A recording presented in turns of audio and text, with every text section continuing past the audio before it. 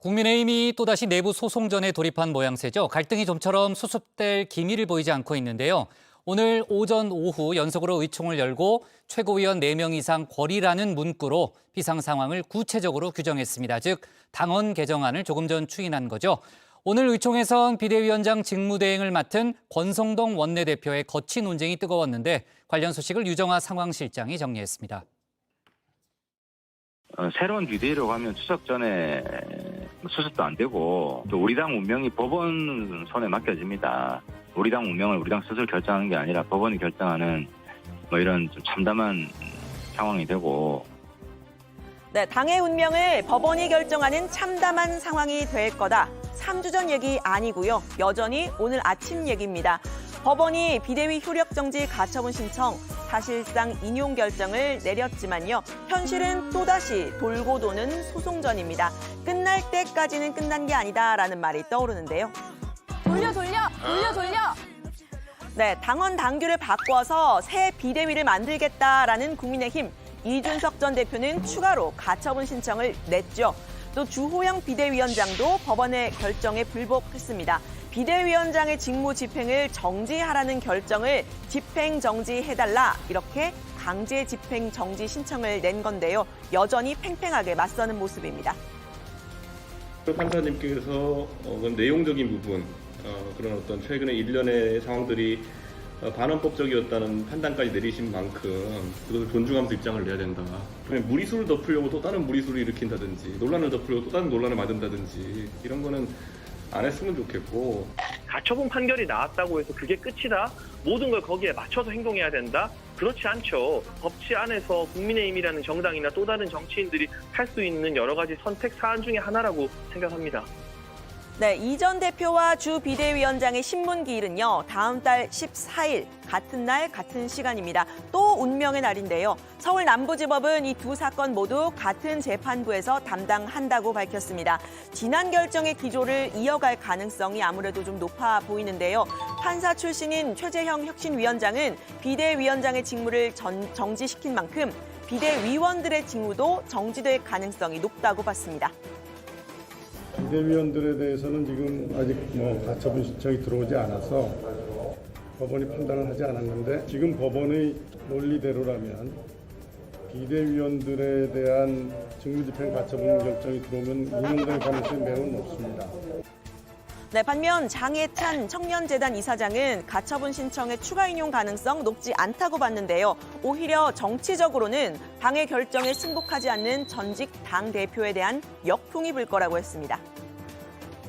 가처분 신청 이전에 내렸던 결단에 대해서는 법원이 이 가처분을 또 추가로 인용할 가능성은 낮다고 보고 있는데 전직 당대표가 자신의 당을 향해서 이토록 법적인 송사를 남발하는 게 과연 옳은 정치적 태도이고 해결법인지 많은 당원분들이 의구심을 가지고 걱정하고 있습니다. 네, 국민의힘은 의원총회에서 이 전 대표에 대한 추가 징계도 촉구를 했죠. 양도구육, 신문고 같은 표현을 문제 삼으면서 이 전 대표를 당 밖으로 내몰겠다는 뜻을 분명히 한 겁니다. 이 전 대표는 당내에서 본인의 역할이 있다 이렇게 강조하고 있는데요. 공격력 만렙인 민주당 이재명 대표를 상대할 사람 누가 있겠느냐고 했습니다. 대통령실에서 이재명 대표를 하나씩 받아친다고 했을 때는 그 이재명 대표의 대선 주자급으로서의 위상이 갈수록 높아질 것이기 때문에 그래서 당에서 잘 대응해야 되는데 할 수 있는 사람이 있을지 제가 지금 떠오르진 딱히 않습니다. 네, 가처분 신청이 인용이 되면서 이 전 대표는 일단 한숨 돌린 상태인데요. 경북 칠곡에서 성묘하는 사진 이렇게 올리면서 오랜 세월 집안이 터전 잡고 살았던 칠곡이라고 표현을 했습니다. 여기에 머무르면서 책을 쓰겠다고 했는데요.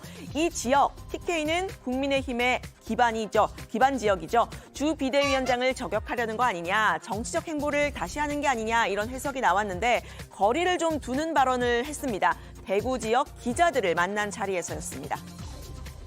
그러려면은 이 지역에서 정치를 해야 됩니다. 근데 저는 아직까지 그럴 계획은 없고 서울에서 또 언론이라는 관심을 피해가지고 일가 친척의 좀 그 공간을 빌려서 활용할 수 있는 그 칠곡으로 온 것이지 그 이상 확대 해석을 할 필요가 없고. 네, 아직까지 그럴 계획은 없다라는 말 말이죠. 이 정치인 언어 번역기를 좀 돌려보면요. 여차하면 그럴 수도 있다. 이런 뜻으로 많이 해석이 됩니다. 이 전 대표와 가까운 인사들도 정치적인 행보라는 해석 굳이 부인하지는 않았는데요. 이준석 대표는 여기서 승부수를 던질 겁니다. 그거 어디서 던지냐? 당연히 TK겠죠. 친가는 칠곡이 있고 성묘는 강고고 지금 외가인 달성해서 계속 떡볶이도 먹고 모두 하고 네, 이 전 대표 떡볶이 아니고 칼국수 먹었다는 소식 들어와 있는데 들어가서 더 이야기를 해보고요. 국민의힘과 이 전 대표 돌고 돌아 소송전을 벌이고 있다면 국민의힘 지도체제 역시 돌고 돌아서 권성동 원톱 체제로 돌아왔습니다. 이번에는 비대위원장 직무대행입니다. 돌려. 네, 일단 당의 혼란 상황에 권 원내대표의 사퇴를 요구하는 목소리 당 안팎에서 분출하고 있죠. 새 원내대표를 뽑아서 당 수습을 맡겨야 한다 이런 주장입니다. 권 원내대표는 본인이 직을 유지하는 건 가처분 결정 직후에 의원총회에서 중지를 모은 결과라고 일축했는데요.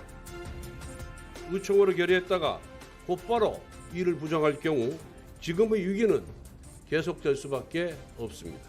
지금의 위기는 당대표 징계라는 초유의 사태와 당원 당규의 미비가 결합한 구조적인 문제입니다. 당원 당규 개정을 통한 새로운 비대위 출범 말고 어떤 대안이 있습니까? 네, 오늘 또다시 열린 의원총회는 이 새 비대위를 구성하기 위한 당헌 당규 개정을 논의하는 자리였지만요. 이 자리에서도 권 원내대표에 대한 거취 얘기 쏟아졌습니다. 오전에 시작된 의원총회 오후까지 이어졌는데요. 이 자리에서는 일단 이 최고위에서 4명이 거리가 되면 비상 상황이다라고 규정한 당헌 개정안이 추인이 됐습니다. 권 원내대표의 면전에서 사퇴를 촉구한 사람도 있었다고 하는데요. 조경태 의원은 부잣집 아이가 장난감을 돌려주지 않고 우기는 억지스러운 모습 같다 이렇게 말을 했습니다. 법원의 결정을 수용하는 대신에 당헌 당규를 개정해서 비대위를 만드는 것 그 자체가 잘못이라고 주장했는데요. 또 당연 당규를 손대는 것 자체가 특정 개인을 갖다가 내쫓기 위한 하나의 당연 당규라 보거든요. 아주 반민주적인 그런 행태들을 좀 보이고 있기 때문에 경상도 말로 디비 쪼고 있는 거죠. 네, 권 원내대표를 향한 사퇴 요구가 쏟아지는 이유 바로 이 법원이 비대위 전환의 절차적 부당성을 지적을 했는데 그걸 권 원내대표가 주도했다는 겁니다. 권 원내대표는 이 주장을 반박하면서 의원총회에서 다 같이 결정한 것 아니냐고 했습니다. 7월 말에 최고위원들의 연이은 사태가 있었습니다. 곧바로 비대위로의 전환을 요구하는 당 소속 의원 수십 명의 연판장까지 돌았습니다. 이에 다시 의총을 열고 당 소속 의원들의 뜻을 물어 비대위 체제로의 전환을 결정했습니다. 당시 제 기억에는 한 분을 제외하고는 모두 비상대책위원회 출범에 찬성했음은 여러분도 잘 알고 계실 겁니다. 네, 이 권 원내대표의 발언 중에서 당 소속 의원 명의의 연판장까지 돌았다 이런 강조를 한 점이 눈에 띄는데요. 지난달 말입니다. 배현진 전 최고위원이 사퇴를 선언을 하자 초선 의원 32명의 연판장이 등장을 해서 이 비대위 전환 급물살을 탄 바가 있죠.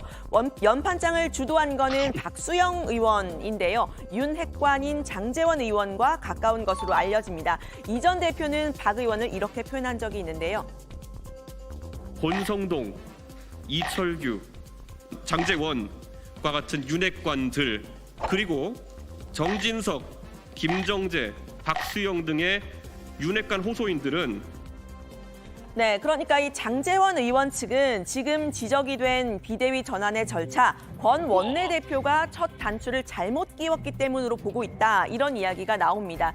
이 전 대표가 징계를 받은 직후에 벌이가 아닌 사고 상태로 보고 비대위로 즉각 전환을 하는 대신에 권 원내대표가 당대표 직무대행을 맡았었죠. 그것부터가 문제였다. 이런 얘기인데요.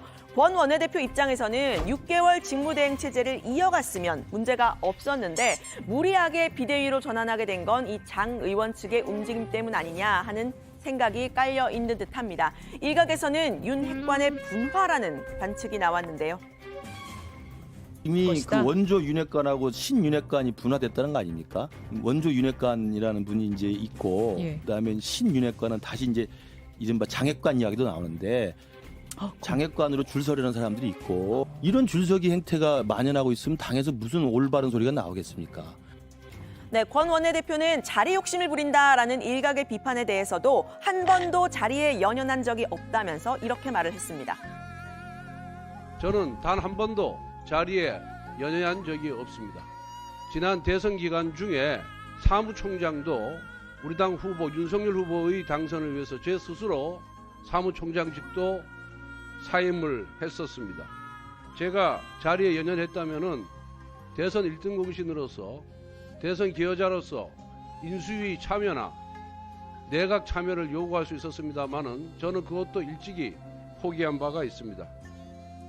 네, 그러니까 대선 때 당 사무총장직도 내려놓고 인수위나 내각 참여도 포기했다라는 얘기인데 대통령실 비서실장을 고사했다라는 장 의원을 염두에 둔 발언이란 분석 나왔습니다. 장 의원은 공식적으로는 이 돌고 돌아 권성동 체제에 힘을 실어주었는데요. 당원 수습은 누가 하죠? 수습은 누가 해요? 새로운 비대위를 출범시키기로 했는데 새로운 비대위를 출범시킬 사람이 없잖아요. 다수가 합의해서 그 입장문을 했잖아요. 그걸 존중해야죠. 밖에 나가서 딴소리 하는 게 당에 도움이 될까요? 네, 당이 어려울 때마다 이른바 윤핵관 분화설이 나오는데 최소 다음 총선 공천이 마무리될 때까지는 이런 정치권의 썰들 이어질 거란 얘기가 나옵니다. 형, 동생 사이라면서 갈등설을 일축해온 두 사람의 행보 앞으로도 다정회에서 전해드립니다.